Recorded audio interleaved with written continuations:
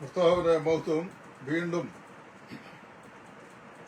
വിശുദ്ധന്മാരുടെ കൈകൾ എന്ന വിഷയത്തിന്റെ മറ്റൊരു എപ്പിസോഡുമായി നിങ്ങളെ സമീപിക്കുവാൻ ഇടയായ ദൈവത്തെ സ്തുതിക്കുന്നു. ഈ പഠന പരമ്പര തുടർന്നുകൊണ്ടിരിക്കുകയായിരുന്നു. അങ്ങനെ ഇരിക്കുമ്പോഴാണ് രക്ഷയുടെ ഭദ്രത എന്ന വിഷയത്തെ സംബന്ധിച്ച് ഇടയ്ക്ക് ചില വീഡിയോകൾ അനിവാര്യമായും ചെയ്യേണ്ടതായി വന്നത്.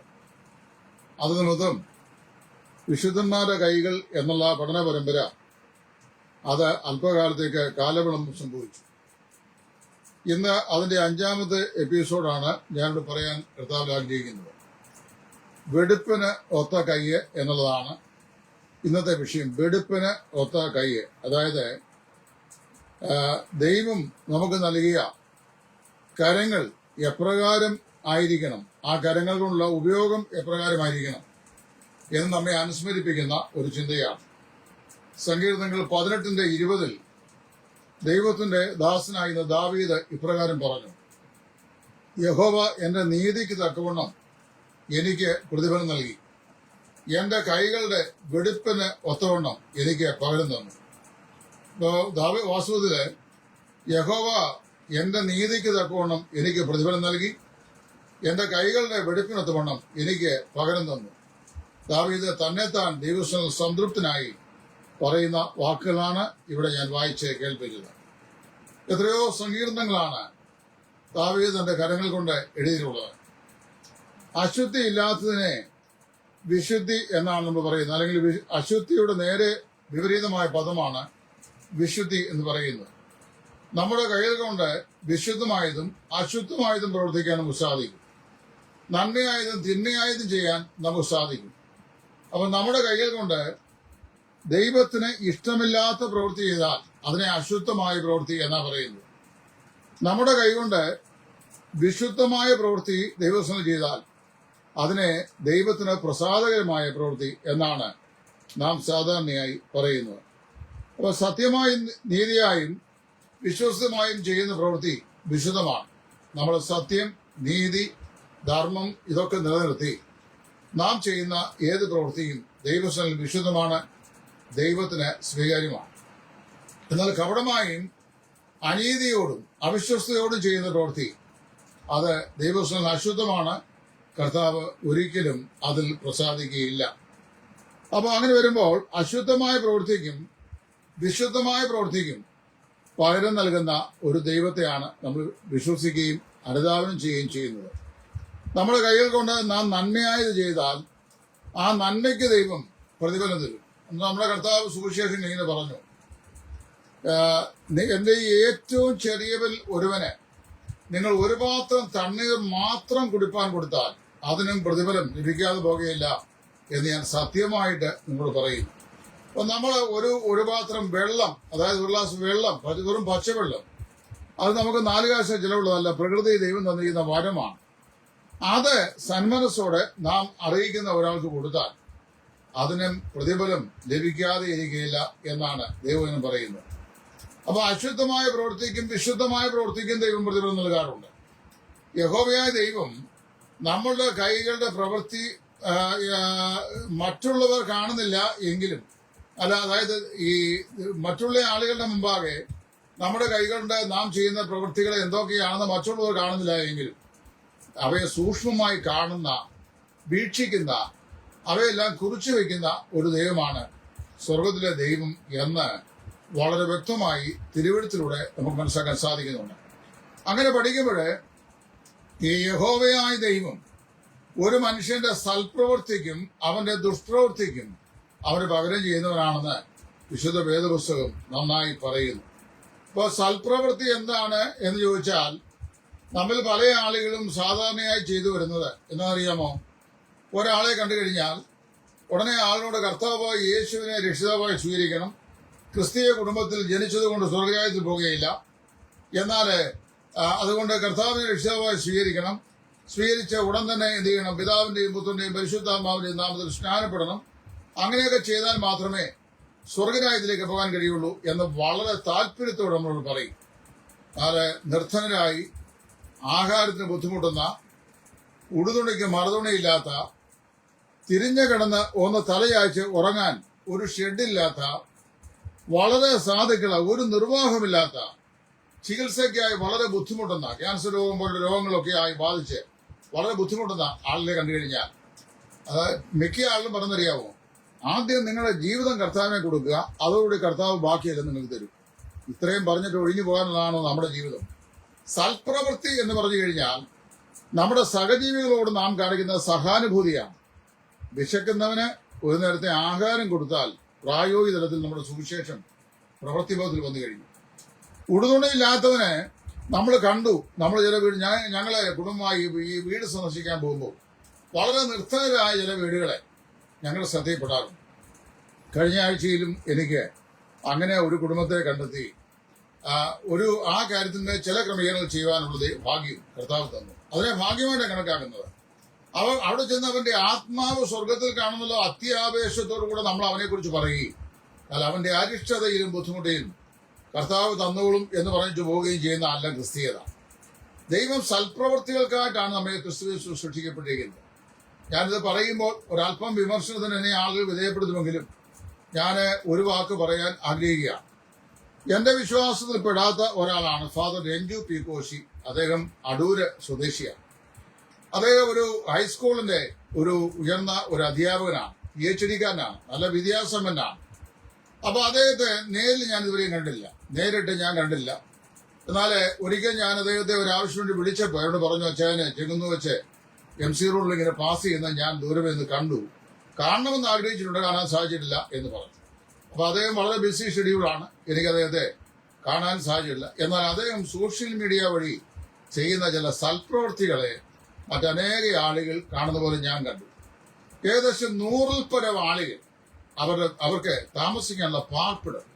ഈ അച്ഛനിൽ ഞാൻ കണ്ട ഒരു വിശേഷം എന്ന് പറഞ്ഞാൽ അദ്ദേഹത്തിന് ഹൈസ്കൂൾ അധ്യാപകനാണ്. ഒരുപക്ഷെ അദ്ദേഹത്തിന്റെ വൈഫ് മസ്കിയാമയും ജോലിക്കാരിയാണോ എന്ന് എനിക്കറിയാൻ ആയിരിക്കാം. ഇല്ലെങ്കിൽ ഞാൻ മാർത്തോമാക്കാരനും എന്റെ അമ്മ യാക്കോബക്കാരി ആയിരുന്നുകൊണ്ട് എനിക്കറിയാം. പിന്നെ അവരുടെ ഈ അച്ഛന്മാരുടെ ശമ്പളത്തിന്റെ പകുതി മസ്കിയാമയ്ക്ക് ശമ്പളം കിട്ടും. അപ്പൊ അവർക്ക് സ്വസ്ഥമായിട്ടൊക്കെ കഴിഞ്ഞുകൂടാ, അതിന്റെ ആവശ്യമുള്ളൂ. എന്തിനാ മറ്റുള്ളവരെ നന്നാക്കാൻ നടക്കുന്നത് എന്നൊക്കെ വേണേൽ ചിന്തിക്കാം. എന്നാൽ ഈ അച്ഛനെ ഓരോ സ്ഥലങ്ങളിലും ഇങ്ങനെ നടന്ന് പല ആളുകളുടെയും, അതായത് പാർപ്പിടത്തിന് വേണ്ടി വളരെ ബുദ്ധിമുട്ടുന്ന ഒരു ഓലക്ഷിക്കീർ മാത്രം മറച്ച് അത് കഴിയുന്ന പ്ലാസ്റ്റിക് വലിച്ചു കെട്ടി അതിന്റെ നിഴലിൽ കഴിയുന്ന ആളുകളെയൊക്കെ കണ്ടെത്തിയിട്ട് ചില നല്ല വിശ്വാസികളോട് പറയും, ഇതുപോലൊരു സാഹചര്യമുണ്ട്, നിങ്ങൾ ആർക്കെങ്കിലും ഇവരെ സഹായിക്കാനായിട്ട് കഴിയുമെങ്കിൽ ഒരു ചെറിയ വീടുണ്ടാക്കി കൊടുത്താൽ നല്ലതാണെന്ന് പറയും. ഞാൻ അദ്ദേഹത്തിൽ കണ്ട 2-3 മാതൃകാ കാര്യങ്ങൾ ഞാൻ പ്രശംസയായി പറയാൻ പോകാം. നമ്മുടെ ആൾക്കാർക്ക് ചെയ്യാൻ പലപ്പോഴും കഴിയാതെ പോകുന്നതും അദ്ദേഹം ചെയ്യുന്നതുമായ ഒരു കാര്യമാണ് ഞാൻ ഈ പറയാൻ പോകുന്നത്. ഒന്ന്, അദ്ദേഹം ഇങ്ങനെയുള്ള ആളുകളെ കണ്ടെത്തിയ ശേഷം ഈ ആളുകളെ അവരോട് മനസ്സലിവ് കാണിക്കാൻ, അവർക്ക് സൽപ്രവൃത്തിയിൽ മാതൃക കാണിക്കാൻ താല്പര്യമുള്ള ചില ആളുകളോട് പബ്ലിക്കായിട്ട് പറയും. അദ്ദേഹത്തിന്റെ പേരിൽ കൂടി അദ്ദേഹം പറയുന്നത്. അപ്പം അതിന് സ്വയപ്രശംസയോ മഹത്വമോ ഒന്നും ആഗ്രഹിക്കാത്ത ചില ആളുകൾ ആ വീടിന്റെ നിർമ്മാണത്തിനുള്ള സാമ്പത്തിക സഹായം അവർ പ്രാപ്തിയനുസരിച്ച് ചെയ്യും. അദ്ദേഹത്തിന്റെ കോൺട്രാക്ട് ഉണ്ട്, ഇദ്ദേഹം 1 രൂപ പോലും കയ്യിൽ വാങ്ങുകയില്ല. ആ കോൺട്രാക്ടറുടെ അക്കൗണ്ട് കൊടുക്കും, ആ കോൺട്രാക്ടറുടെ അക്കൗണ്ടിലേക്ക് പൈസ കൊടുക്കും. കൃത്യമായ സമയത്തിനുള്ളിൽ 2 മാസം 3 മാസത്തിനുള്ളിൽ വീട് അദ്ദേഹം നിർമ്മിച്ച് കൊടുക്കും. അവരുടെ വിശ്വാസം അനുസരിച്ച് അവരതിൽ കയറി താമസിച്ചോടെന്ന് പറയും. യാതൊരു മഹത്വവും സ്വീകരിക്കാൻ ആഗ്രഹിക്കാതെ പാവപ്പെട്ട ആളുകളോട് ക്രിസ്തുവിന്റെ സുവിശേഷം പ്രായോഗിക തലത്തിലാക്കി പ്രവർത്തിക്കുന്ന ഒരു ഓർത്തഡോക്സ് പുരോഹിതനാണ് ഈ രഞ്ജു പി കോശി അച്ഛൻ. ഞാനും അദ്ദേഹവുമായിട്ട് ഉപദേശപരമായ കാര്യങ്ങളിൽ അടുക്കുകയല്ല, കാര്യം നിങ്ങൾക്കറിയാമല്ലോ, അദ്ദേഹം ഒരു എപ്പിസ്കോപ്പൽ ചർച്ചിന്റെ ഒരു വികാരിയാണ്. ഞാൻ എപ്പിസ്കോപ്പലിസം വിശ്വസിക്കാത്ത അല്ലെങ്കിൽ അംഗീകരിക്കാത്ത ഒരു സ്വതന്ത്ര സഭയുടെ ഒരു ഭാഗം എന്ന് മാത്രം പറയാം. അപ്പൊ അതിന്റെ ഒരു പ്രധാനപ്പെട്ട കണ്ണിന്ന് പറയാൻ എനിക്ക് പറ്റുകയില്ല, ഒരു ഭാഗം എന്ന് വേണേൽ പറയാം. എന്നാൽ അദ്ദേഹം തന്റെ ജീവിതത്തിൽ കൂടി കാണിക്കുന്ന ഈ മാതൃക എനിക്ക് വളരെ എന്നെ ആശ്വസിപ്പിച്ചിട്ടുണ്ട്, വളരെ ചിന്തിപ്പിച്ചിട്ടുണ്ട്. അപ്പൊ നമുക്ക് ഒരാളിന്റെ ആത്മാവിനെ കുറിച്ചുണ്ടാകുന്ന ഭാരം വലിയ വലുതാണ്. അവൻ സ്വർഗത്തിൽ പോകണം. എന്നാൽ ഭൂമിയിൽ അവനായിരിക്കുമ്പോൾ ഒരു നേരത്തെ ആഹാരം കഴിക്കാൻ ബുദ്ധിമുട്ടുണ്ടോ, നിനക്ക് ഉടുതുണിയുണ്ടോ, പാർപ്പിടത്തിനായിട്ടുള്ള വകയുണ്ടോ, ഇല്ല എങ്കിൽ എന്ത് ചെയ്യാൻ സാധിക്കും? കുറഞ്ഞ പക്ഷം നമുക്ക് ചെയ്യാൻ കഴിയില്ല, ചെയ്യാൻ മനസ്സുള്ള ചില ആളുകൾക്ക് ഇൻട്രൊഡ്യൂസ് ചെയ്യാനെങ്കിലും നമുക്ക് സാധിക്കുമല്ലോ. ചില ആളുകൾ അങ്ങനെയല്ല, കിട്ടുന്നതെല്ലാം ഇങ്ങോട്ട് പോരട്ടെ എന്ന് വെച്ച് തങ്ങളുടെ പോക്കറ്റ് നിറക്കി തങ്ങളുടെ കുംഭം വീർപ്പിക്കുകയും അതുപോലെ തന്നെ തങ്ങൾക്ക് വേണ്ടി വീട് പണിയുകയും തങ്ങൾക്ക് തോട്ടങ്ങൾ ഉണ്ടാക്കുകയും ചെയ്യുന്ന പ്രവൃത്തിയാണ്. ദാവീദ് നല്ല പ്രവൃത്തി ചെയ്തപ്പോൾ ദൈവം അവനെ ആദരിക്കുകയും അവന്റെ കൈകളെ വെടിപ്പുള്ളതായി കാണുകയും ചെയ്തു. എന്നാൽ ദോഷമായ പ്രവൃത്തി ചെയ്തപ്പോൾ ദാവീദിന്റെ ദോഷപ്രവൃത്തിയെ ദൈവം എടുത്തു പറയുകയും അതിന് അതാത് സമയത്ത് ഡിസിപ്ലിനറി ആക്ഷൻ എടുക്കുകയും ചെയ്തിട്ടുണ്ട്. അവൻ ആട്ടിടയനായി കാട്ടിൽ ആടുകളോട് നടക്കുന്ന കാലഘട്ടങ്ങളിൽ അവന്റെ കൈ വെടിപ്പുള്ളതായിരുന്നു. അതുകൊണ്ടാണല്ലോ അവനെ ദൈവം കാട്ടിൽ നിന്ന് വിളിച്ചു വരുത്തി ശമൂവേലിനെ കൊണ്ട് അഭിഷേക തൈലം അവന്റെ തലയിൽ ഒഴിച്ച് ഇസ്രായേലിന്റെ രാജാവായി ദൈവം അവനെ അഭിഷിക്തനാക്കിയത്. എന്നാൽ അതിനുശേഷം നാം വായിക്കുന്നു, അവന്റെ കൈകൾക്ക് അല്പം മാലിന്യം സംഭവിച്ചു. അതായത് തന്റെ പടയാളിയായിരുന്ന ഊരിയാവിന്റെ ഭാര്യയോടുള്ള ബന്ധത്തിൽ തനിക്കുള്ള അവിഹിത ബന്ധം അവന്റെ ജീവിതത്തെ അശുദ്ധമാക്കി. ആ അശുദ്ധി നിമിത്തം എന്ത് സംഭവിച്ചു? ചില സമർശങ്ങൾ ദൈവത്തിന്റെ പ്രതികാര വർഷങ്ങളായി അവന് അഭിമുഖീകരിക്കേണ്ടായി വന്നു. ആ ബത്ശേബയിൽ അവനുണ്ടായ കുഞ്ഞ് മരിച്ചുപോയി. ശത്രുക്കളുടെ എതിർപ്പ് നിമിത്തം തന്റെ ജീവിതം ശക്തിയായി ക്ഷയിച്ചു. തന്റെ കൈയുടെ വെടുപ്പിനൊത്തുകൊണ്ടും അനുഗ്രഹവും ശാപവും തനിക്ക് ലഭിക്കാൻ ഇടയായി.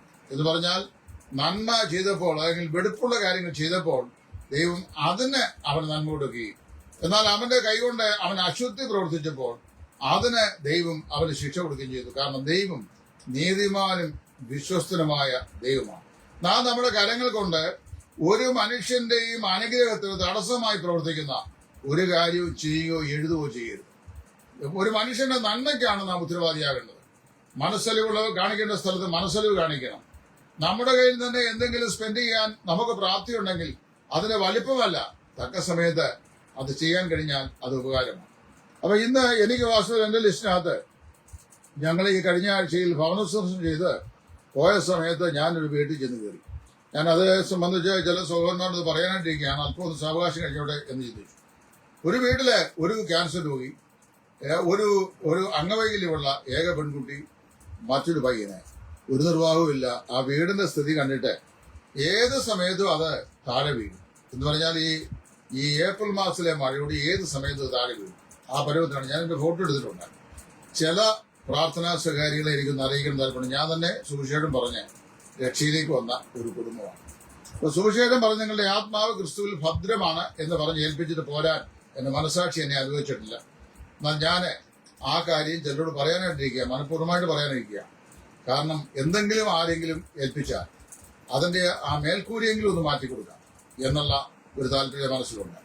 ദാവീദ് തന്റെ ജീവിതത്തിലെ വെടിപ്പും നിർമ്മലമായത് പ്രവർത്തിച്ചപ്പോൾ ദൈവം അവന്റെ കൈയെ വെടിപ്പുള്ളതായി കാണുകയും അശുദ്ധമായത് പ്രവർത്തിച്ചപ്പോൾ അശുദ്ധിയാൽ അവൻ വലഞ്ഞു പോവുകയും ചെയ്തിട്ടുണ്ട്.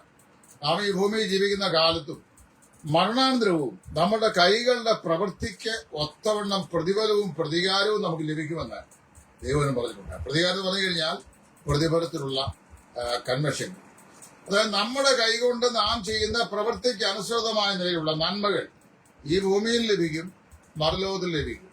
അപ്പൊ ചില ആളുകൾ ചോദിക്കാറുണ്ട്, ഇപ്പൊ നിങ്ങൾക്കറിയാലോ, നമ്മളെക്കാളൊക്കെ ഒരുപാട് ചാരിറ്റി വർക്ക് ചെയ്യുന്ന ധാരാളം ആളുകൾ ഈ ഇന്ത്യ മഹാരാജ്യത്തിലൊക്കെ ഉണ്ട്. നമ്മൾ ആർക്കെങ്കിലും കൊണ്ടൊരു കുടയോ വടിയോ ഒരു ബാഗോ കൊടുത്തിട്ട് പിന്നെ അതിന്റെ 30,000 ഫോട്ടോയും എടുത്ത് ഞങ്ങൾ ഇങ്ങനെ ചെയ്തു എന്ന് പറഞ്ഞ് വിളിച്ചു പോകുന്ന ആളുകളല്ല. വളരെ വ്യക്തമായ നിലയിൽ അനാഥരായ ആളുകൾ, വിധവമാരായ ആളുകൾ, നിവൃത്തിയില്ലാത്ത ആളുകൾ, അതുപോലെ വിദ്യാഭ്യാസം ചെയ്യാൻ ബുദ്ധിമുട്ടുന്ന ആളുകൾ, വളരെ ബുദ്ധിമുട്ടുന്ന ആളുകൾ, നമ്മുടെ സുഭിക്ഷത അല്ലെ നമ്മളെ പ്രതീക്ഷിക്കുന്ന സുഭിക്ഷതയിൽ നിന്ന് സുഭിക്ഷതയിലേക്ക് നാം വന്ന ശേഷം നമുക്ക് എല്ലാവരെയും ഒന്നും ചെയ്യാൻ പറ്റില്ല. നമുക്ക് ഉള്ളത് കൊണ്ട് നമുക്ക് ശുശ്രൂഷ ചെയ്യാൻ സാധിക്കും. അപ്പൊ നമ്മുടെ ഈ ലോക ജീവിതത്തിൽ നാം ജീവിക്കുമ്പോൾ നമ്മുടെ കൈകൊണ്ട് വെടിപ്പായത്, നിർമ്മലമായത്, സൽപ്രവൃത്തിയായത്, സൽകീർത്തിയായത് നമ്മൾ പ്രവർത്തിച്ചാൽ അതിന് ഈ ഭൂമിയിൽ വെച്ച് തന്നെ നന്മ ലഭിക്കും. ഞാൻ വിശ്വസിക്കുന്നത് നമ്മുടെ സന്താനങ്ങൾക്ക് തന്നെ ദൈവം, തലമുറകൾക്ക് തന്നെ ദൈവം നന്മ നൽകും എന്നാണ്. ഞാനിവിടെ പേര് പറയാൻ ആഗ്രഹിക്കാത്ത എന്റെ ബാല്യകാലത്തെ ഞങ്ങളുടെ അയൽവാസിയായിരുന്ന ഒരു മാർത്തോമ്യനായിരുന്ന ഒരു പിതാവ്, അരാജകത്വത്തിന്റെ പടുകുഴിയിൽ അദ്ദേഹം വളരെ അധികം കഷ്ടപ്പെട്ടൊരു മനുഷ്യൻ. ഞങ്ങളുടെ ഇമ്മീഡിയറ്റ് നെയ്ബറായിരുന്നു. കുറച്ച് പറമ്പുമൊക്കെ ഉണ്ട്. പക്ഷെ നീഹാരാദികൾക്കൊന്നും അന്ന് മാർഗമില്ല. ഇന്നത്തെ സ്ഥിതിയല്ലല്ലോ. ആ കാലഘട്ടത്തിൽ അദ്ദേഹം ദൈവഭക്തനായിരുന്നു മാത്രമല്ല, വിശക്കുന്നവർക്ക് അദ്ദേഹം ആഹാരം കൊടുക്കുമായിരുന്നു. അന്ന് എന്റെ നല്ല ഓർമ്മയിൽ ഒരു നാളികേരം കൊടുത്താൽ 20 പൈസ കിട്ടുന്ന കാലഘട്ടം. ആ 20 പൈസയ്ക്ക് 10 നാളികേരം വെട്ടി കഴിഞ്ഞാൽ 2 രൂപ കിട്ടും. ആ 2 രൂപയില് അതേ ഒരു 15 പൈസ അല്ലെ 20 പൈസ നിർത്തനായ ആളുകൾ കൊടുക്കുമായിരുന്നു. ആ 20 വയസ്സായുടെ വസ്തുവകൾ തന്റെ വീട്ടിലേക്കുള്ളത് കുറച്ചേ അദ്ദേഹം വാങ്ങുള്ളൂ. മൂന്നാല് പെമ്പിള്ളാരും 4-5 പെമ്പിള്ളാരും ഒരു മകനും ഉണ്ടായിരുന്നു. ആദ്യത്തെ ഘട്ടത്തിൽ വേറൊരു മകനും ഉണ്ടായിരുന്നു. വളരെ കഷ്ടപ്പെട്ടാണ് ജീവിച്ചത്. എന്നാൽ ഭക്തനായിരുന്നു. എന്നാൽ കാലങ്ങളെ ഉരുണ്ടുമാറി കുറെ കഴിഞ്ഞ് പിതാവ് മരിച്ചു. അദ്ദേഹം ഒരു 84 വയസ്സുള്ളവനായിട്ട് മരിച്ചു. ഇവിടുത്തെ കാലത്തിന്റെ കണ്ണ് കാണത്തില്ലായിരുന്നു. ഞാൻ അദ്ദേഹത്തിന്റെ ശവസംസ്കാരം അറ്റൻഡ് ചെയ്തിട്ടുള്ള ആളാണ്. എന്നാൽ അദ്ദേഹത്തിന്റെ മക്കളുടെ കാലം വന്നപ്പോൾ ദൈവം ആ കുടുംബത്തെ വളരെ അനുഗ്രഹിച്ചു. ഇന്നിപ്പോ നമ്മൾ പറഞ്ഞറിയോ, നീ എനിക്കുള്ളതെല്ലാം ഇങ്ങോട്ട് തന്നേര്, ഉടനെ നിനക്ക് സ്വർഗത്തിൽ നിന്ന് 7 ഇരട്ടിയായിട്ട്. അങ്ങനല്ല. നമ്മള് കർത്താവിന് വേണ്ടി സൽപ്രവൃത്തി, നല്ല പ്രവൃത്തികൾ, വെടിപ്പുള്ള കൈകൊണ്ട്, നിർമ്മല ഹൃദയം കൊണ്ടും മറ്റുള്ളവരോട് സഹതാപമുള്ളവരായി നമ്മൾ പ്രവർത്തിച്ചാൽ, ഇവിടെ പറഞ്ഞതെല്ലാം കൊണ്ടുവന്ന് പാസ്റ്റർമാരെ കയ്യിലിട്ട് കൊടുത്താൽ നിങ്ങൾക്കുള്ളതൊക്കെ ഇങ്ങോട്ട് തന്നേര്, ദൈവം നിങ്ങളെ സ്വർഗത്തിൽ അനുഗ്രഹിക്കണം. ഈ കേരളത്തിലെ മിക്കവാറും പാസ്റ്റർമാർക്കും സുവിശേഷകന്മാർക്കും സാമ്പത്തിക സഹായം ഒരളവിനപ്പുറം ചെയ്യരുതെന്നാണ് ഞാൻ പറയുന്നത്. അറിയാമോ, മിക്കവാറും എനിക്ക് പരിചയമുള്ള നല്ല പ്രഭാഷകന്മാർക്കെല്ലാം വേണ്ടുവോളം പൈസയുള്ളവരാണ്. പിന്നെ സുവിശേഷം തൊഴിലാക്കി കയറി ഇറങ്ങി നടക്കുന്ന ഒരു കൂട്ടം ആൾക്കാരുണ്ട്. അവരെ കുറിച്ചൊന്നും പരാമർശിക്കാൻ ഞാൻ ആഗ്രഹിക്കുന്നില്ല. മറ്റവർക്കൊക്കെ വേണ്ടുവോളം പൈസയും മാർഗങ്ങളും ഒക്കെ ഉണ്ട്. അതുകൊണ്ട് അവരെന്ത് ഇങ്ങനെയുള്ള സാഹചര്യം നമ്മള് വളരെ സൊസൈറ്റിയിൽ ബുദ്ധിമുട്ടുന്ന ആളുകളുടെ ആവശ്യങ്ങൾക്ക് സൽപ്രവൃത്തി ചെയ്യാൻ വിശ്വാസമായി നമ്മെ കൊണ്ട് സാധിക്കും. ദാവീദിന്റെ ജീവിതത്തിലുണ്ടായ പരാജയം, നന്മ, അവന്റെ കൈകൾക്ക് ഉണ്ടായ വെടിപ്പിന്റെ പ്രവൃത്തിയിൽ ദൈവം ഒരു പ്രതിഫലം നൽകി അവനെ ആദരിച്ചപ്പോൾ അവന്റെ കൈകളിലെ വെടിപ്പില്ലായ്മയ്ക്ക് അവനെ അതിന്റെ പരാജയ ഫലം അനുഭവിക്കേണ്ടായി വന്നു. എങ്കിലും നാം വായിക്കുന്നു, തന്റെ ഹൃദയത്തിന്റെ കളങ്ക നിമിത്തം താൻ അകപ്പെട്ടു പോയ ആ പാപത്തെക്കുറിച്ച് ആത്മാർത്ഥമായി അനുദപിച്ച് ദൈവസ്ഥനിൽ അവ ഏറ്റുപറഞ്ഞ് ഉപേക്ഷിച്ചു കഴിഞ്ഞപ്പോൾ ദൈവം അവനോട് കരുണ കാണിച്ച സമയത്ത് അവൻ എഴുതിയ 51-ാം സങ്കീർത്തനം താൻ എഴുതിയ ഒരു അനുതാപ കീർത്തനമാണ്. ഇന്നും ദൈവത്തോട് നിരപ്പുറാവി, അതായത് കൈകൾക്ക് മാലിന്യം സംഭവിച്ചാൽ, ഹൃദയത്തിന് മാലിന്യം സംഭവിച്ചാൽ ദൈവസന്നിധിയിൽ അനുതാപത്തോട് അവ ഏറ്റുപറഞ്ഞ് അത് ദൈവസ്ഥനിൽ രമ്യപ്പെടാൻ ആഗ്രഹിക്കുന്ന ആളുകളോട് ദൈവം മനഃപൂർവ്വമായി ക്ഷമിക്കും എന്ന് മാത്രമല്ല, തങ്ങളുടെ അശുദ്ധി പൂണ്ട കരങ്ങളെ പിന്നെയും കർത്താവിനെയും തന്റെ വചനത്താൽ ശുദ്ധീകരിക്കും എന്നാണ് നമുക്ക് മനസ്സിലാക്കാൻ കഴിയുന്നത്. ദൈവത്തിന്റെ നീതി ദൈവം തന്റെ ദാസനായ ദാവീദിൽ കൂടി വെളിപ്പെടുത്തി. അതുകൊണ്ടാണ് 18-ാം സങ്കീർത്തനത്തിന്റെ 20-ാം വാക്യത്തിൽ പിന്നീട് ദാവീദ് പറയുക, ദൈവം എന്റെ നീതിക്ക് തക്കവണ്ണവും എനിക്ക് പ്രതിഫലം നൽകി, എന്റെ കൈകളുടെ വെടിപ്പിനൊത്തവണ്ണം എനിക്ക് പകരം തന്നു. ദാവീദിന് തന്റെ കൈകളുടെ വെടിപ്പിനൊത്തവണ്ണം പകരം കൊടുത്തവനാണ് നമ്മുടെ ദൈവമെങ്കിൽ, അല്ലെങ്കിൽ ദാവീദിന്റെ ദൈവമെങ്കിൽ, നീതിമാനും വിശ്വസ്തനുമായ ദൈവം നമ്മുടെ കൈകളുടെ വെടിപ്പിനൊത്തവണ്ണം നമുക്കും പകരം നൽകും എന്ന് ഞാൻ പൂർണ്ണമായി വിശ്വസിക്കുന്നു. അപ്പോൾ വാസ്തവത്തിൽ അങ്ങനെ ചെയ്താൽ നിശ്ചയമായും ദൈവം അങ്ങനെ ചെയ്യും. യോഹന്നാൻ പറയുന്നതാണ്, വെളിപ്പാട് പുസ്തകത്തിൽ പറയാണ്, ഓരോരുത്തരും അവനവന്റെ പ്രവൃത്തിക്ക് തക്കവണ്ണം കൊടുപ്പാൻ പ്രതിഫലം എന്റെ പക്കലുണ്ട്. വെളിപ്പാട് 22:12. ഓരോരുത്തരും അവനവന്റെ പ്രവൃത്തിക്ക് തക്കവണ്ണം കൊടുക്കുവാൻ പ്രതിഫലം എന്റെ പക്കലുണ്ട്. ഈ പ്രതിഫലം വാങ്ങുവാൻ നമ്മുടെ കൈകൾ വെടിപ്പുള്ളതായി സൂക്ഷിച്ച് നമുക്ക് ജീവിക്കേണ്ടത് അനിവാര്യമാണ്. ഈ ലോക ജീവിതത്തിൽ നമ്മുടെ കരങ്ങൾ കൊണ്ട് നമ്മൾ ദൈവമഹത്വത്തിനായി നന്മ ചെയ്താൽ നിശ്ചയമായും നന്മയ്ക്ക് നന്മ തന്നെ ദൈവം പ്രതിഫലമായി നൽകും. ഒരു പക്ഷേ നമ്മളോട് നമ്മൾ നന്മ ചെയ്യുന്ന ആളുകളായിരിക്കുകയില്ല നമുക്ക് നന്മ ചെയ്യുന്നത്, മറ്റൊരു വഴി കൂടെയായിരിക്കും. നമ്മൾ നന്മ ചെയ്യുന്നത് ചിലപ്പോൾ നമ്മളോട് മുഖം കറുപ്പിച്ചു എന്ന് വരാം, ചിലപ്പോൾ നമ്മളെ ദ്വേഷിക്കുകയും ഒരു പക്ഷെങ്കില് നമ്മളെ വിരോധിക്കുകയും നമുക്ക് വിരോധികളായി തീർന്നു എന്നുമൊക്കെ വരാം.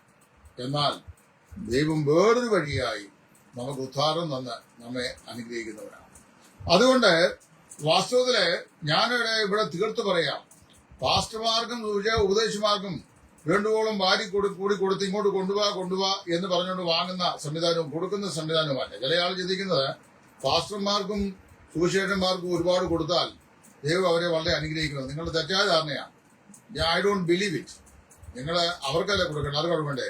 നിർധനരായവർക്ക്, ഒരു ഒരു ഒരു ഒരു ഒരു മാർഗമില്ല, ഉടുതുണിക്ക് മറുതുണി ഇല്ലാത്തവർക്ക്, 3 നേരത്തെ ആഹാരം കഴിക്കാൻ നിർവാഹമില്ലാത്തവർക്ക്, ക്യാൻസർ പോലെയുള്ള രോഗങ്ങൾക്ക് ചികിത്സ ചെയ്യാൻ നിർവാഹമില്ലാതെ വലയുന്നവർക്ക്, ചുരുണ്ടുകൂടി കിടന്നുറങ്ങാൻ ഒരു കൂരയില്ലാത്തവർക്ക്, ഇങ്ങനെയുള്ളവർക്കൊക്കെ നമ്മൾ ഒരു ശുശ്രൂഷ ചെയ്താൽ അതാണ് ക്രിസ്തുവിന്റെ സുവിശേഷത്തിന്റെ പ്രായോഗിക വശം. അവിടെയാണ് NGP കോശി അച്ഛനെ എനിക്ക് ഇഷ്ടമാണെന്ന് ഞാൻ പറഞ്ഞത്. അതുപോലെ തന്നെ ഫിലോകാലിയ ശുശ്രൂഷ ചെയ്യുന്ന ഒരു കത്തോലിക്ക സഹോദരനുള്ളത്, ഇസ്ലാം മതത്തിൽ നിന്ന് ഈ കത്തോലിക്ക വിശ്വാസത്തിൽ വന്ന ശേഷം ഈ സോഷ്യൽ മീഡിയയിൽ വളരെ സജീവമായി പ്രവർത്തിക്കുന്ന ആൾ, അതായത് 100 കണക്കിന് വീടുകൾ വെച്ചു കൊടുക്കുന്നുണ്ട്, മെഡിസിൻ രോഗികൾ കൊടുക്കുന്നുണ്ട്, ഒരുപാട് കാര്യം ചെയ്യുന്നുണ്ട്. അപ്പൊ അദ്ദേഹത്തെയൊക്കെ വിമർശിക്കുന്ന ആളുകളെ ഞാൻ സൂക്ഷ്മമായി ഈ സോഷ്യൽ മീഡിയ ശ്രദ്ധിച്ചിട്ടുണ്ട്. എന്റെ ചോദ്യം, അദ്ദേഹം ചെയ്യുന്ന വർക്കിന്റെ, അല്ലെങ്കിൽ രഞ്ജു പി ഘോഷി അച്ഛൻ ചെയ്യുന്ന വർക്കിന്റെ ഒരു 100 വീട് വെച്ച് രഞ്ജു പി ഘോഷി സമൂഹത്തിൽ മാതൃ കാണിച്ചപ്പോൾ ഒരു നിർത്തലിന് ഒരു വീട് നിനക്കുള്ള നന്മയുടെ ഒരു ഓഹരി കൊണ്ട് വെച്ചു കൊടുക്കാൻ നിനക്ക് സാധിച്ചെങ്കിൽ അത് ചെയ്ത ശേഷം നീ രഞ്ജു പി ഘോഷി അച്ഛനെ വിമർശിക്കും. അങ്ങനെ ചെയ്ത ശേഷം വിലോ കാര്യക്കാരനെ എന്ത് ചെയ്യുക? വിമർശിക്കും. അതാണ് നമ്മുടെ ജീവിതത്തിൽ ചെയ്യേണ്ടത്. ഇത് ചെയ്യാതെ വിശ്വാസികൾ എന്ന് പറയുന്ന ആളുകളുടെ എത്രായിരം കോടി രൂപയാണ് ഇവിടെ അനാഥമായി അവകാശമില്ലാതെ വാങ്ങി നിൽക്കുന്നത്. മനോരമ കുറെ മാസങ്ങൾക്ക് മുമ്പ് എഴുതിയായിരുന്നല്ലോ, 76,000 കോടി രൂപ അവകാശമില്ലാതെ കിടക്കുന്നു, ആർക്കും കൊടുക്കുകയില്ല. ഇത് മുഴുവൻ കൊണ്ട് കൂന കൂട്ടി വെച്ചിരിക്കുക.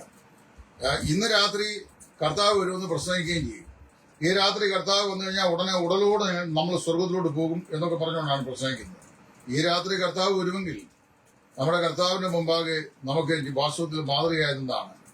നമുക്ക് ദൈവം തന്നിട്ടുള്ള സ്വസ്ഥതയ്ക്ക്, അല്ലെങ്കിൽ സമൃദ്ധിക്ക് എനിക്ക് ദൈവം തന്നിട്ടുണ്ട്, മതി. ഇനി ബാക്കിയുള്ളതുകൊണ്ട് എന്തെങ്കിലുമൊക്കെ മറ്റുള്ളവർക്കും കൂടെ എളിയ നിലയിലെങ്കിലും നമ്മുടെ കൈകൊണ്ട് സൽപ്രവൃത്തി ചെയ്യാം, ശുശ്രൂഷ ചെയ്യാം എന്ന് തീരുമാനമെടുത്ത് നമ്മൾ അതിനായി ഇറങ്ങി പുറപ്പെടണം, സ്വയമേ പുറപ്പെടണം. ഈ വീടിനകത്തിരിക്കുന്നവർക്ക് വെളിയിലുള്ളവരുടെ കാര്യം അറിയത്തില്ല. ഞങ്ങളൊക്കെ സാധാരണ ഇറങ്ങി, ഇപ്പൊ ഈ നാളിലൊക്കെ ഞാൻ ചിറ്റാര, വയ്യാറ്റുപുഴ, അതിനപ്പുറത്തുള്ള പുലയും പാറ, ഈ പ്രദേശങ്ങളിലൊക്കെ പോകാറുണ്ട്. അവിടെയൊക്കെ പോയി പാവപ്പെട്ട പല വീടുകളിലും കയറും, സൂചനം പറയാൻ വേണ്ടി കയറും. അങ്ങനെ എന്നോട് ആലോചിച്ചതിനാ ഈ അത്രയും ദൂരെയൊക്കെ പോകുന്നത്. അയ്യോ, അതിനുള്ള ചില നിങ്ങളുടെ ആരുടെയും നയ പൈസ വാങ്ങിച്ചില്ല, ഞാൻ എന്റെ കാശ് കൊണ്ട് പെട്ടുപിടിച്ചല്ലേ പോയിട്ടുള്ളത്. എനിക്ക് അങ്ങനെ പോകാൻ തോന്നി. കാര്യം ഇവിടെ എല്ലാം സുവിശേഷി കഴിച്ച് ഇവിടെ മുഴുവൻ ശരിയായി കിടക്കുക. ഇവിടെ വാസ്തവത്തില് ആ ഒരു സാഹചര്യത്തില് ആരും കയറി ചെല്ലാൻ വയ്യാത്ത മലകള്, ഓണം കയറാൻ മൂലകൾ, ഇങ്ങനെയുള്ള സ്ഥലങ്ങളിലൊക്കെ പോയി അവരുടെ പാവപ്പെട്ട ആളുകളുടെ തറയില് ഞാൻ ഈ അടുത്ത് കഴിഞ്ഞ ആഴ്ച ഒരു വീട്ടിൽ ചെന്നു. ഇവിടെ 3 നിർധനരായ ആളുകൾ, അപ്പനും അമ്മയും, ഒരാൾ 74 അപ്പൻ മരിച്ചു, 78 അമ്മ മരിച്ചു, 3 മക്കളെ വിവാഹം കഴിക്കാൻ നിൽക്കുന്നവരാണ്. ഒരു കൂരയില്ല എന്ന് പറഞ്ഞാൽ ഇടിഞ്ഞ് പറഞ്ഞ് പൊളിഞ്ഞ് പത്രാസായി കിടക്കുന്ന ഒരു വീടെന്ന് പറയാനില്ല, ഉഷേണ്ട. അതിനെ മണ്ടയ്ക്ക് കുറച്ച് പ്ലാസ്റ്റിക് ഒക്കെ വെച്ച് കെട്ടിയിട്ടുണ്ട്. അപ്പൊ ഞാൻ പറയാവും, ഞാൻ അവിടെ ചെന്നിട്ട് കഴിഞ്ഞപ്പോൾ അവരോട് ദൈവത്തിനൊക്കെ പറഞ്ഞു സംസാരിച്ച് കയറി ചെല്ലാൻ തന്നെ പ്രയാസം, അത്ര കയറ്റമാണ്. അപ്പൊ കുറച്ചു നേരം കഴിഞ്ഞപ്പോൾ വീട്ടുകാരൻ ചോദിച്ചു, ഞങ്ങൾക്കൊന്നും തരാനായിട്ടില്ല, ഞാൻ ഒരു കപ്പ പിടുങ്ങട്ടെ കഴിക്കാമെന്ന് ചോദിച്ചു. അപ്പൊ എനിക്ക് ഡയബറ്റിക്കാരന വേണ്ട എന്ന് ഞാൻ പറഞ്ഞാൽ സ്വാഭാവികമായി ഞാൻ അവരോട് അറിയിച്ച സുവിശേഷത്തിൽ അവരുടെ സാഹചര്യത്തോട് എനിക്ക് ഇടിച്ചേരാൻ കഴിയാത്ത സാഹചര്യത്തിൽ ഞാൻ പറയുന്ന സുവിശേഷന്റെ വില എന്താകും എന്നൊരു ചിന്ത പെട്ടെന്ന് മനസ്സിലുണ്ടായി. പെട്ടെന്ന് എന്റെ വൈഫ് പറഞ്ഞു, ശരിയാ, ഞങ്ങൾ കഴിച്ചോളാന്ന് പറഞ്ഞു. അവർ പെട്ടെന്ന് 1-2 കാപ്പയൊക്കെ പുഴുങ്ങി ശകലം കാന്താരി ചമ്മന്തിയൊക്കെ ഉണ്ടാക്കി തന്നു. മുറ്റത്ത് ഇരിക്കാൻ കസേരയും, മുറ്റത്തൊരു ചെറിയ പാറയുണ്ട്, ആ പാറയുടെ പുറത്തിരുന്ന് ഞാനത് കഴിച്ചിട്ട് തോന്നും. വളരെ ഭാരം എനിക്ക് ആ ഭവനത്തെ കുറിച്ച് തോന്നും. ഞാൻ ദൈവം എന്ന് വെച്ചാൽ വരുന്ന ദിവസങ്ങളിൽ ആ വീടിന്റെ മേൽക്കൂര ഒന്ന് മാറ്റി കൊടുക്കാൻ ഒരു ചില സഹായം ആരെങ്കിലും ചെയ്യാൻ കഴിയുമെങ്കിൽ ചെയ്യാൻ കഴിയുന്നവരുണ്ടോ എന്ന് ഞാൻ ചിലരോട് ചോദിക്കുക. അപ്പോഴാണ് വാസ്തവത്തിൽ യഥാർത്ഥ ഭക്തിയും നമ്മൾ പറയുന്ന ഈ ഉപദേശവും രാപകൽ നമ്മൾ എഴുതുകയും പറയുകയും ചെയ്യുന്ന കാര്യങ്ങളുടെയൊക്കെ പ്രായോഗിക വശം എത്ര പേർക്ക് മനസ്സിലാക്കാൻ കഴിയും, അതിൽ പങ്കാളിലാകാൻ കഴിയുമെന്ന് അറിയുന്നു.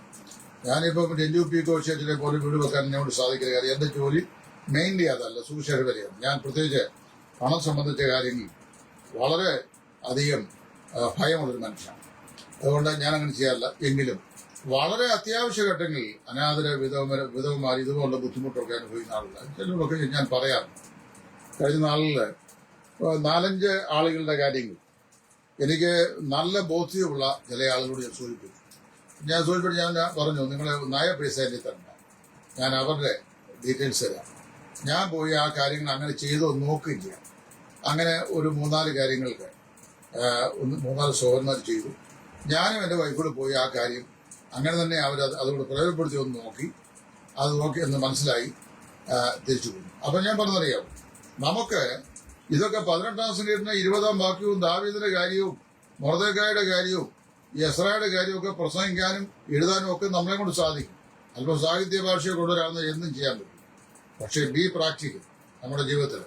കഴിഞ്ഞ ദിവസം തന്നെ ഒരു ബന്ധക്കോസുകാരി കൊച്ച് ഒരു പാട്ട് പാടി. അത് ക്രിസ്ത്യൻ DJ എന്ന് പറഞ്ഞ ഈ രഞ്ജു പി സ്റ്റേറ്റിൽ അത് എടുക്കുക. അദ്ദേഹം സാധാരണ ഇങ്ങനെ ആരെയും വിമർശിക്കുന്ന ആളൊന്നുമല്ല. എന്നാൽ അത് കേട്ട എല്ലാ ആൾക്കാർക്കും അറിയാം. അതിനെ നീതീകരിക്കുന്ന ആളുകൾ നമ്മുടെ സമൂഹത്തിലുണ്ട്. അറിയാവൂ, കുറഞ്ഞ പക്ഷം വസ്ത്രധാരണമെങ്കിലും മാന്യമായിരിക്കണ്ടേ. അതിട്ട് കഴിഞ്ഞപ്പോൾ ആരാണ്ട് റിപ്പോർട്ട് അടിച്ച് അദ്ദേഹത്തിന്റെ പേജ് അത് ക്ലോസ് ചെയ്തു എന്ന് ഞാനിങ്ങനെ കേട്ടു. ഞാൻ കണ്ടില്ല. അപ്പൊ ഇതൊന്നും ശരിയായൊരു കാര്യമാണ്. ആശയത്തെ ആശയം കൊണ്ട് എതിർക്കണം. മറ്റുള്ള ആളുകൾ തങ്ങളുടെ പ്രവൃത്തി മണ്ഡലത്തിൽ കൂടെ കാണിക്കുന്ന സുവിശേഷത്തിന്റെ മാതൃക നമ്മൾ പ്രസംഗത്തിൽ ഒതുക്കി ജീവിക്കുന്നവരാണ്. പ്രസംഗം കേട്ട് മടുത്തിരിക്കുക കേരളത്തിലെ ആളുകൾ. അല്ലെ, പ്രസംഗം അല്ല ഇവിടെ വേണ്ടുന്നത്, പ്രസംഗത്തിനൊത്ത മാതൃകയാണ്. അത് ചെയ്യാൻ കഴിയാത്ത ഒരു പ്രസംഗം കൊണ്ട് എന്ത് പ്രയോജനം? അത് നമ്മൾ പ്രത്യേകം ശ്രദ്ധിക്കണം. കർത്താവും പറഞ്ഞ എന്താണ്? ഞാൻ രോഗിയായിരുന്നു, നിങ്ങളെ വന്ന് സന്ദർശിച്ചില്ല. ഞാൻ തടവിലായിരുന്നു, നിങ്ങളെ വന്ന് കണ്ടില്ല. ഞാൻ നഗ്നനായിരുന്നു, നിങ്ങളെനിക്ക് വസ്ത്രം തന്നില്ല. ഞാൻ വിശന്നിരുന്നു, നിങ്ങളെനിക്ക് ഭക്ഷിപ്പാൻ തന്നില്ല. ഞാൻ ദാഹിച്ചിരുന്നു, നിങ്ങളെ കുടിപ്പാൻ തന്നില്ല. അപ്പൊ ഇവർ ചോദിക്കുന്ന ചോദ്യം, കർത്താവ് നിന്നെ ഞങ്ങൾ എപ്പോൾ ഇങ്ങനെയൊക്കെ കണ്ടു? കർത്താവ് പറഞ്ഞ എന്റെ ഏറ്റവും ചെറിയവൽ ഒരുവന് നിങ്ങൾ ചെയ്തിരിക്കുന്നതല്ല എനിക്ക് ചെയ്തിരിക്കുന്നു. നമുക്ക് വളരെ എളുപ്പമാണ് റോമൻ കത്തോലിക്കന്റെ സോഷ്യൽ വർക്കിനെ കുറ്റം പറയാം. അവൻ ഒരുത്തം ചെയ്യുന്ന ഒരു സോഷ്യൽ ആക്ടിവിറ്റിയുടെ 10 ലക്ഷത്തിലൊന്ന് ചെയ്യാൻ സാധിക്കുമോ? എത്ര വാങ്ങിയിട്ടും തൃപ്തി വരാതെ പിന്നെയും ഇങ്ങോട്ട് പോരട്ടെ, വന്ധ്യയുടെ ഗർഭപാത്രം പോലെ ഇങ്ങോട്ട് പോരട്ടെ എന്ന് പറയുന്ന പാസ്റ്റേഴ്സും ശുശ്രൂഷന്മാരും അല്ലേ നമ്മുടെ ലോകത്തുള്ളത്. നമ്മൾ എവിടെയാണ് മാതൃകയാകുന്നത്? നമുക്ക് നമ്മെ തന്നെ ശോധന ചെയ്യാം. ദാവീദ് വെടിപ്പുള്ള കയ്യ് ഉള്ള മനുഷ്യനായിരുന്നു. തന്റെ ജീവിതത്തിൽ അബദ്ധം പറ്റി, അത് ശരിയാണ്. പക്ഷെ അത് ജീവിതകാലം മുഴുവനുള്ള അബദ്ധമായിരുന്നില്ല. തന്റെ അബദ്ധത്തിന് ഒത്തവണ്ണം താനെ ദൈവത്തോട് അനുദപിച്ചു. ദൈവം അവന്റെ കൈകളെ ഈസോപ്പ് കൊണ്ട് കഴുകി, അവന്റെ ഹൃദയത്തെ കഴുകി. അവൻ നിർമ്മല കാര്യങ്ങളുള്ളവനായി മാറി തന്റെ ആയുസിന്റെ നല്ല വാർദ്ധക്യം വരെ ജീവിച്ച് ഇസ്രായേലിനെ ഭരിച്ച് നല്ല വാർദ്ധക്യത്തിൽ പിതാക്കന്മാർ ചേർന്നു എന്ന് ദൈവത്തിൽ വായിക്കുന്നു. പ്രിയപ്പെട്ട ദൈവമക്കളെ, നമ്മുടെ ഹൃദയവും നമ്മുടെ മനോഭാവവും നമ്മുടെ കൈകളും ദൈവവുമാകെ വിശുദ്ധമാണോ അതോ അശുദ്ധമാണോ? നമുക്ക് നമ്മെ തന്നെ ശോധന ചെയ്യാം. ദൈവസ്ഥലം നിരപ്പ് പ്രാപിക്കാം. ദൈവം അതിനായി നമ്മെ ഏവരെയും സഹായിക്കട്ടെ. ക്രിസ്തുവിൽ നിങ്ങളുടെ കൂട്ടുപ്രവർത്തകൻ സുവിശേഷൻ ടൈറ്റസ് ഫ്രോം